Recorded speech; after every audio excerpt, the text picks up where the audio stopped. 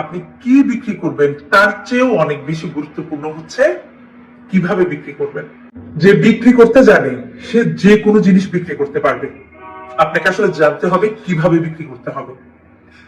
এই যে আপনারা যারা ব্যবসা শুরু করবেন ভাবছেন, কিন্তু কি পণ্য বিক্রি করবেন, কি ব্যবসা শুরু করবেন, মার্কেটের কি অবস্থা, কম্পিটিটর অনেক, আপনি আসলে লাভবান হতে পারবেন কিনা, আপনার জিনিস মানুষ কিনবে কিনা, এরকম নানান চিন্তা আপনারা এখন আপনাদের ব্যবসা শুরু করতে পারছেন না, তাদেরকে বলছি টিস্যু পেপার। বাংলাদেশের মানুষ সবসময় কিন্তু রুমাল ক্যারি করতো, সেই মানুষ টিস্যু পেপার ব্যবহার করবে ঘাম মুছতে বা একটা জিনিস পরিষ্কার করতে। ন্যাকড়া কাপড়, ময়লা কাপড়িতে না, পুরোনো কাপড় দিয়েই তো জিনিস পরিষ্কার করা যায়, ঘাম মোছার জন্য একটা রুমাল রাখা যায়। কিন্তু সেই মানুষকে টিস্যু পেপার ব্যবহার করা শিখিয়েছিল কিন্তু বসুন্ধরা গ্রুপ।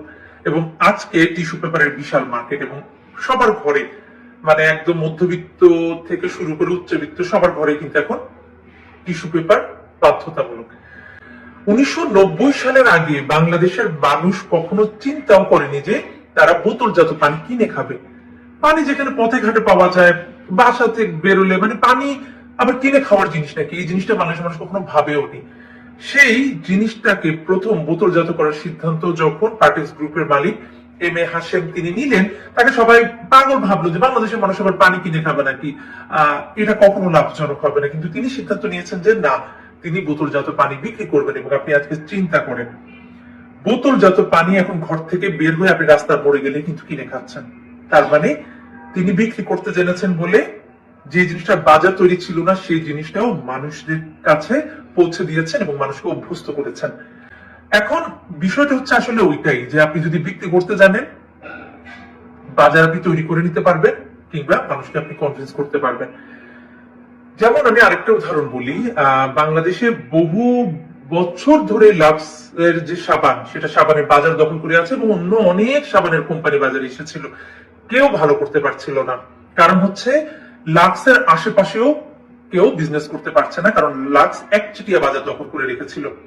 তাদের ধারণাই ছিল যে সাবান, লাল সাবান ব্যবহার করলে সুন্দর হবে, এই থিমেই তারা পুরো বাজার কন্ট্রোল করে রেখেছে, এবং যারাই মার্কেটে আসার চেষ্টা করেছে সবাই আসলে টিকতে পারেনি।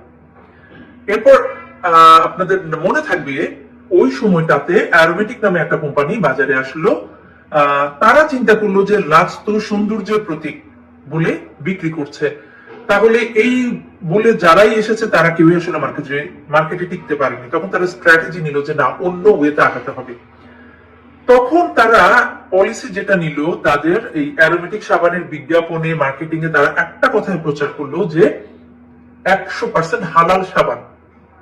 বাংলাদেশ মুসলিম কান্ট্রি, এবং এখানে হালাল কথাটা বলার সাথে সাথে এই জিনিসটা জনপ্রিয়তা কিন্তু মানুষের মধ্যে বাড়তে শুরু করলো। এবং তারা ভাবলো যে তারা কিন্তু বলে নাই লাক্স হালাল না, তারা বলছে অ্যারোমেটিক হচ্ছে 100% হালাল সাবান। মানুষ সবাই অ্যারোমেটিক কেনা শুরু করলো, এবং প্রথমবারের মতো লাক্সের বাজারে আরেকটা কোম্পানি এসে আধিপত্য বিস্তার করলো সাবানের বাজারে। তো এটা হচ্ছে স্ট্র্যাটেজি, তাদের মার্কেটিং স্ট্র্যাটেজি। সাবান কিন্তু আগের গুলোও ভালো ছিল, কিন্তু মার্কেটিং স্ট্র্যাটেজির কারণে কেউ টিকতে পারেনি, যেটা এই অ্যারোমেটিক পেরেছিল। তো আমি ওইটাই বলি যে আপনার মার্কেটিং স্ট্র্যাটেজিটা আসলে বড় বিষয়, যে আপনি কি বিক্রি করছেন, কিভাবে বিক্রি করছেন, মানুষের কাছে ওটা কতটা আপনি প্রেজেন্টেবল ওয়েতে নিয়ে যাচ্ছেন, কিংবা মানুষের ইমোশনকে আপনি কাজ করতে পারছেন। কারণ অনেক সময় অনেক পণ্য কেনা কিন্তু মানুষের ইমোশনেরও একটা ব্যাপার। আপনি চিন্তা করেন যে রোলেক্স এত দামি ঘড়ি সবাই তো কিনতেও পারে না, কিংবা সবার কাছে ওরা বিক্রিও করবে না। সবচেয়ে দামি ঘড়ি বলা যায়, সে রোলেক্স কি বিক্রি করে? সময় না, সময় তো 200 টাকার ঘড়ি তো আপনি দেখতে পাবেন। রোলেক্স আসলে বিক্রি করে হচ্ছে লাক্সারি, যে রোলেক্স ব্র্যান্ডটা রাখলে, আপনি রোলেক্স একটা ঘড়ি পরলে আপনি লাক্সারি ক্যারি করবেন, সো সে ওই লাক্সারি বিক্রি করে। দেশের বাইরে না যাই, আমি আমাদের দেশের একটা কোম্পানির কথাই বলি, আড়ং। তারা তো বিভিন্ন নিত্য প্রয়োজনীয় পণ্য, পোশাক বিক্রি করে। সেই আড়ং-এর পোশাক কিন্তু আপনি বাইরেও পাবেন, কিন্তু আড়ং থেকে আমরা কেন বিক্রি করে কিনি?